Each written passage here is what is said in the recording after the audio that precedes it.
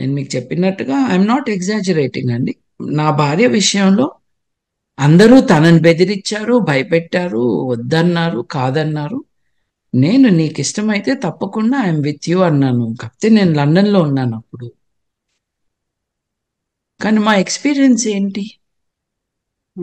మా ఎక్స్పీరియన్స్ ఏంటంటే ఎంఎస్ రెడ్డి గారు ఇంత బాగా మాట్లాడి చూసుకోవటమే కాకుండా వాళ్ళ ఇంటికి భోజనానికి పిలిచి వాళ్ళ ఇంట్లో ఒక స్పెషల్ సొరకాయ కూర అది వండించి మాకు తినిపించి పంపించారు. అంటే అందరినీ ఒకే దాన్ని కట్టేయకూడదు అన్నది it's an obvious thing, but it needs to be repeated. ఇప్పుడు ఈ జల్సా సినిమా రిలీజ్ చేసింది గీతా ఆర్ట్స్ అండి. ఇప్పుడు గీతా ఆర్ట్స్ ఓనర్స్ కానీ దాంట్లో ఉన్న వాళ్ళు కానీ should they not be accountable? ఇప్పుడు ఒక న్యూస్ పేపర్లో ఒక ఆర్టికల్ వస్తుందండి. ఆర్టికల్ రాసిన వ్యక్తి పైన మనకు అభ్యంతరం ఉంటే ఆ వ్యక్తిని, అలాగే పబ్లిషర్ని, అలాగే ఎడిటర్ని అందరినీ బాధ్యులు చేస్తాం కదా. ఒక ప్రొడక్షన్ హౌస్ ఇంత పువర్ క్వాలిటీ, లో స్టాండర్డ్స్ అండ్ హారిబుల్ కంటెంట్, మళ్ళీ గుర్తు చేస్తున్నాను నేను, డెప్యూటీ చీఫ్ మినిస్టర్ గారు, ఇవాళ డెప్యూటీ చీఫ్ మినిస్టర్, 2008లో జల్సా సినిమాలో నిద్రపోతున్న అమ్మాయిని రేప్ చేస్తే ఏం మజా వస్తుందిరా అన్న డైలాగ్ చెప్పారు. ప్రాయశ్చిత్తం అందుకు చేసుకోవాలి, ప్రాయశ్చిత్తం అందుకు చేసుకో. పవిత్రత అపవిత్రత అంటున్నారే, ఆడవాళ్ళు మీకు పవిత్రమైతే మీరు అట్లాంటి మాట మాట్లాడినందుకు మీరు అక్కడ చేసుకోండి ప్రాయశ్చిత్తం, అందుకు చేసుకో. ముఠాలుగా విడిపోయిన జనాల సమాజం మనది.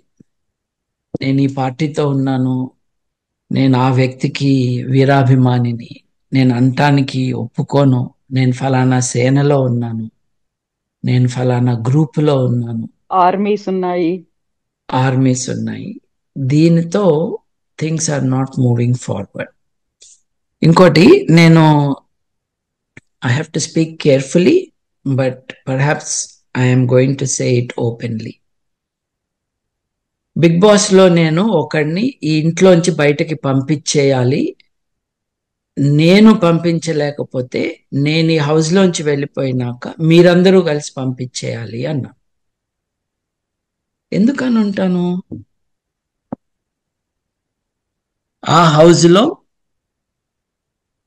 కనీసం 2 ఆడవాళ్ళు నాకు ఆ హౌస్లో ఎటువంటి ఇన్అప్రోప్రియేట్ బిహేవియర్ వారి పట్ల జరిగిందో అది వాళ్ళని చెప్పారు. కాబట్టి నేను ఓపెన్గా ఎందుకు మాట్లాడలేదంటే, ఆ మాట్లాడటం అన్నది మొదటిసారి విక్టిమే మాట్లాడాలి, బయట వాళ్ళు మాట్లాడకూడదు. కాబట్టి అప్పటి నుండి ఇప్పటి వరకు నేను వారి పేర్లు చెప్పట్లేదు, కానీ నేను ఎవరినైతే హౌస్లోంచి బయటకు పంపించాలన్నా వాడు ఒక అమ్మాయిని జాకెట్ దగ్గర చేయబెట్టడం దగ్గర నుంచి ఇంకొక అమ్మాయిని ఇంకో రకంగా టచ్ చేయటం కానీ వాళ్ళు ప్రొటెస్ట్ చేశారు. Big boss is a place of work అండి. సో వర్క్ ప్లేస్లో సెక్షువల్ హారాస్మెంట్ ఉండకుండా ఉంటాను, కమిటీ అక్కడ ఉండాలి.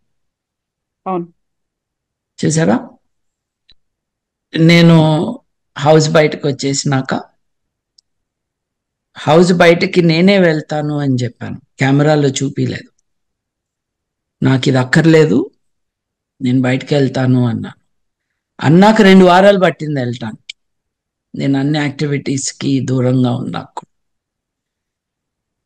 షో అయిపోయినాక ఆ లేడీస్ గ్రూప్తోనే నేను అన్నాను, నేను మీతో ఉంటాను, నాకు విదేశాలు వెళ్ళే ప్లాన్ ఉంది, ఎప్పటి నుంచో చేసుకున్న నా ప్లాన్ ఉంది. బిగ్ బాస్ కారణంగా కొన్ని నెలలు డిలే అయింది. నేను వెళ్ళకముందు ఆ రిలేటెడ్ హ్యూమన్ రైట్స్ సపోర్ట్ నేను ఇస్తాను, రండి కంప్లైంట్ ఇవ్వండి అని నేను చెప్పాను.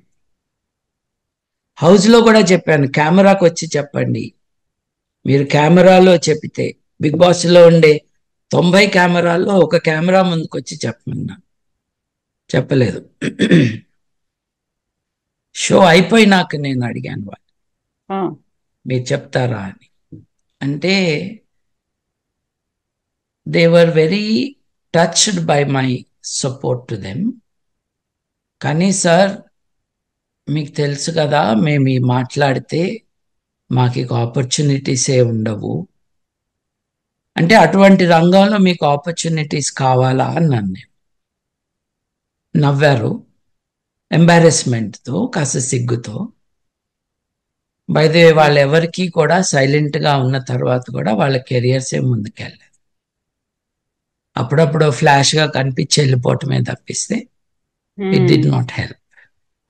సో ఆ బిగ్ బాస్ లో కనిపిస్తే అక్కడ కంప్లైంట్ చేస్తే బయటికి వచ్చినాక కూడా ఫిల్మ్ ఇండస్ట్రీలో దొరకవు. అంటే ఒకటక్కడ ఏదైనా ప్రాబ్లం ఉంది, వీళ్ళు రెస్పాండ్ అవుతున్నారు, దానికి ఇమ్మీడియట్ గా రియాక్ట్ అయ్యి కంప్లైంట్ చేస్తున్నారు, వాయిస్ చెప్తున్నారు అంటే వాళ్ళని అక్కడే కట్ చేసేయాలి అనేటువంటి కాన్సెప్ట్ కనిపిస్తోంది అక్కడ. యా, అది ఆపర్చునిటీస్ డినై చేయటం. ఇప్పుడు ఈ డాన్స్ కొరియోగ్రాఫరు నాకు అవకాశాలు రాకుండా చేస్తున్నాడు, ఈ కొరియోగ్రాఫర్స్ అసోసియేషన్ అధ్యక్షుడిగా ఉండి నాకెక్కడ స్పేస్ లేకుండా చేస్తున్నాడు అని ఒక కంప్లైంట్ కదండి. అంటే కొంతమందిని వెలివేయటం, వాళ్ళకి అవకాశం రాకుండా చూడటం. మీకు గుర్తుండే ఉంటుంది 2018లో నాకు అటు ఇటు సినిమా రంగం వాళ్ళే, బాగా డబ్బులున్న ప్రొడ్యూసర్లే కూర్చుని ఫోన్లో మాట్లాడే వాళ్ళు ఉన్నాం. నేను ఆ మాని మూసేయాలి అని అన్నా. ప్రభుత్వం ఒక ఐఏఎస్ ఆఫీసర్ని పెట్టాలి, అక్కడున్న వాళ్ళ పేర్లు కూడా గుర్తులేవు, వాళ్ళు శ్రీరెడ్డి గారిని అవకాశాలు లేకుండా చేస్తాము అని, సామాజిక బహిష్కరణ చేస్తామన్నటువంటి మాటలు మాట్లాడారు. I'm oppose to every abuse of human rights. నేను ఆ కాంటెక్స్ట్లోనే దెబ్బలాడాను. ఆ కాంటెక్స్ట్లోనే వాళ్ళు అంత ఓపెన్గా ఎలా చెప్పగలిగారండి? ఒక వ్యక్తిని అవకాశాలు లేకుండా మేము చేస్తాము అంటే under the current, behind the సీన్సే కాదు, ఓపెన్గా కూడా మాట్లాడేవారు.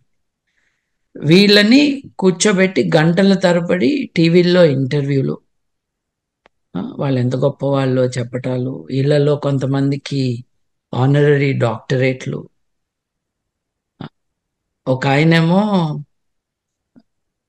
ఒక ఎంబసీకి ఆనరరీ కౌన్సిల్గా అపాయింట్ అయ్యి, డబ్బులు లేని దేశాలు అంటే పేద దేశాలు చాలా ఉంటాయి, ఆ దేశాలు ఒక రాయబార కార్యాలయం వేరే దేశాలలో ఏర్పాటు చేసి దాని క్యాపిటల్ రాజధానిలో, మిగతా నగరాల్లో కాన్సులేట్స్ని ఏర్పాటు చేసుకుంటాయి మామూలుగా. అయితే మరీ డబ్బు లేని వాళ్ళు ఆ నగరంలో ఒక ప్రముఖుడిని పిలిచి మీరు మాకు ఆనరరీ కాన్సుల్గా ఉండాలి అని రిక్వెస్ట్ చేసుకుని అపాయింట్ చేస్తారు. ఇట్స్ రియల్లీ ఒక అలంకారం తప్పించి వాళ్ళకేమీ consular functions in real sense ఉండవు. అంటే ఒక పేద దేశం తమ దగ్గర డబ్బులు లేవు కాబట్టి ఒక ఊళ్ళో, ఇండియా లాంటి దేశంలో 7-8 నగరాల్లో కార్యాలయాలు పెట్టుకోకుండా 7-8 మందిని అపాయింట్ చేసి నువ్వు మాకు ఆనరరీ కౌన్సిల్గా ఉండాలి అని చెప్తారు. రాయబారులని ప్రోటోకాల్ ప్రకారం యువర్ ఎక్సలెన్సీ అని అనాలి. సో ఒక cinema not very successful actor గారు, లెట్ దెమ్ నో అంకుల్ గారు,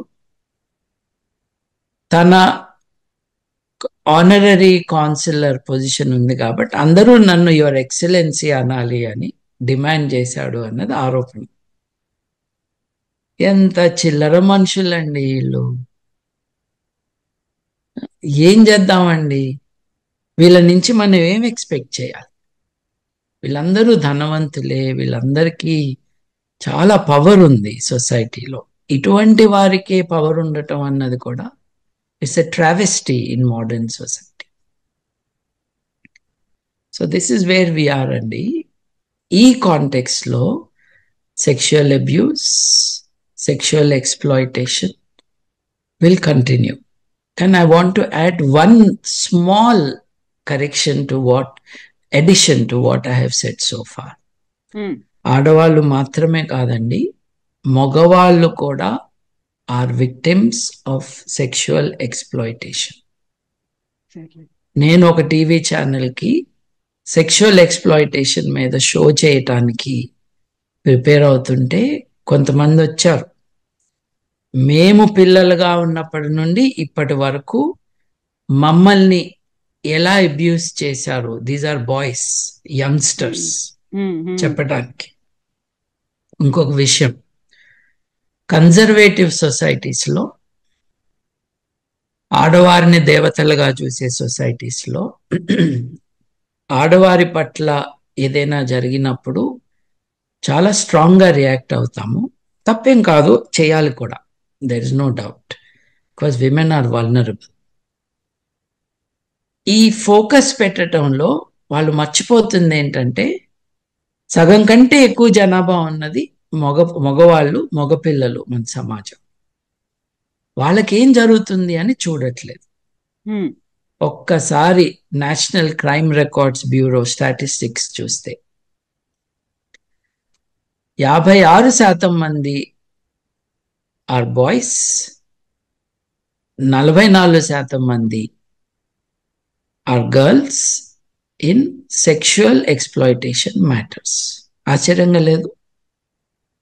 మన సమాజం కేవలం ఒక ఇష్యూ మీదనే కాన్సన్ట్రేట్ చేసిన కారణంగా వారు విక్టిమ్సే కదా, మగపిల్లలు. వీళ్ళిద్దరిని పక్కన పెడితే, స్టాటిస్టిక్స్ లేవు కాబట్టి నాకు తెలీదు, అందుకని నేను రౌండప్ చేసి 56, 44 అన్నాను. ట్రాన్స్జెండర్స్ ఉన్నారు. ట్రాన్స్జెండర్స్ వాళ్ళ లైఫ్స్ ఏంటి, వాళ్ళ జీవనోపాధి ఏంటి, వాళ్ళకి జీతాలు లేక, ఉద్యోగాలు లేక, వాళ్ళు రోడ్డు మీదకి వచ్చి ఎందుకు మిమ్మల్ని డబ్బులు అడుగుతున్నారు? మీరెవరు వాళ్ళని ఆఫీసుల్లోకి రానివ్వట్లేదు కాబట్టి, వాళ్ళకు ఉద్యోగాలు ఇవ్వట్లేదు కాబట్టి. వాళ్ళు ఎందుకు అడుక్కుంటున్నారు? వాళ్ళని మీరు బయటకు తరిమేశారు కాబట్టి, నువ్వు మొగ కాదు, ఆడ కాదు అన్నారు కాబట్టి. అదే కదా తెలుగు సినిమా వాళ్ళు మాడా అని అనేది, మగ ఆడ రెండు కాని వాళ్ళు అని. అంటే చూడండి, ఈ toxic thing is being reflected. Cinema is not causing it, we should not mistake it, but cinema is perpetuating it and not letting it go. Babu garu, ఇప్పుడు జస్టిస్ హేమా కమిటీ రిపోర్ట్ బయటకు వచ్చిన తర్వాత అందులో కీలకమైనటువంటి ఒక వర్డ్ ని యూజ్ చేశారు, పవర్ గ్రూప్ అనేది. ఇటు పొలిటికల్ పర్సన్స్, ఎవరైతే పొలిటీషియన్స్ ఉన్నారో ఫిల్మ్ ఇండస్ట్రీలో చాలా కీలకంగా వ్యవహరిస్తున్నారు, ఈ రెండిటికి చాలా క్రూషియల్ సంబంధాలు వాళ్ళకు ఉన్నాయి కాబట్టి ఇలాంటివి బయటికి రాకుండా చేస్తున్నారు అనే మాట ఆ రిపోర్ట్ లో కనిపించింది. సో ఒకటికి ఒకటి అంత సపోర్టివ్ సిస్టమ్ లాగా ఉన్నప్పుడు మనం ఇంతసేపు మాట్లాడుకున్నటువంటి బాధితులు బయటకు వచ్చే అవకాశం ఉందంటారా? లేదండి, తెలుస్తానే ఉంది కదా. మనం ఇప్పటిదాకా మాట్లాడుకున్న ఈ పెద్ద పెద్ద వాళ్ళందరూ చాలా పవర్ఫుల్ పీపుల్ కదండి. వీళ్ళు అధికారంలో ఎవరుంటే వాళ్ళ సైడ్ ఉంటారు. ఇప్పుడు మొన్నటి దాకా జగన్మోహన్ రెడ్డి నాకు చుట్టం అని చెప్పుకున్న మోహన్ బాబు సడన్ గా నిన్న ట్విట్టర్లో ఏం రాశాడండి, తనకి ఆత్మీయుడు, మిత్రుడు అయిన చంద్రబాబు నాయుడు అంటూ రాసుకొచ్చాడు. మొన్నటి దాకా సైడ్ కామెంట్లు పెడుతున్నాయని. వీళ్ళంతా కూడా ఒక ప్రిన్సిపల్ కోసం ఉన్నవాళ్ళు కాదు, వీళ్ళు అధికారం సైడ్ నుండే మనుషులు. So you can expect that this will continue like this. నిటారుగా నుంచుని మాట్లాడే వాళ్ళు తక్కువైపోయారు సమాజం. ఈ స్ట్రగుల్లో ఆడవారి సంఘాలు చాలా ఇంపార్టెంట్ పాత్ర పోషిస్తున్నాయి, కానీ వాళ్ళు చాలా తక్కువ మంది, ఇంకా చాలా మంది రావాలి. అది ఎందుకు రావట్లేదు అన్నది వీ కెన్ గెస్. భయం ఒక్కటే కారణం కాదు, they also do not feel independent. ఇప్పుడు చిన్నప్పటి నుంచి ఆడపిల్లల్ని అట్లా పెంచుతున్నారు, ఒబీడియంట్ గా ఉండాలి, చెప్పిందే వినాలి అని. ఒక వ్యక్తిత్వం ఉండాలి. చాలా కొద్ది మందికి మాత్రమే మోడర్న్ పేరెంటింగ్ ఒక బెనిఫిట్స్ లభిస్తూ ఉన్నాయి ఆడవారిలో కూడా.